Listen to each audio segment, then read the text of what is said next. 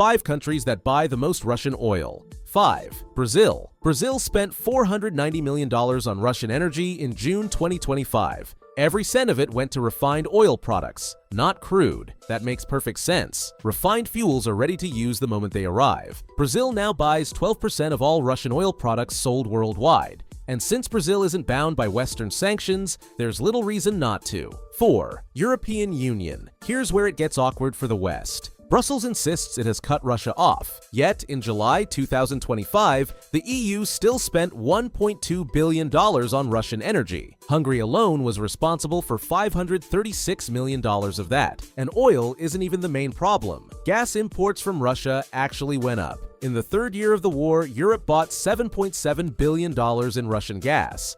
That was 9% more than the year before, and the numbers get even worse. In 2024, the EU handed Russia $20.7 billion for energy. That's more than the total aid Europe sent to Ukraine that same year. 3. Turkey. Turkey has reinvented itself as Russia's energy middleman. They imported $2.5 billion in Russian energy this year. Before the war, they ranked 14th. Now they're number 3. 3 Turkish refineries alone handle $1.3 billion in Russian crude annually. Then the refined fuel goes straight to Europe and the US. The loophole works so well that American imports from Turkey jumped 335% in 2024. 2. India. India spends around $5 billion a month on Russian energy. That's 37% of all of Russia's crude exports. The playbook is simple. Indian refineries buy Russian crude at steep discounts. They refine it and sell the fuel abroad, often back to Europe. So Brussels gets to claim it doesn't buy Russian oil, but European cars and factories are still running on it,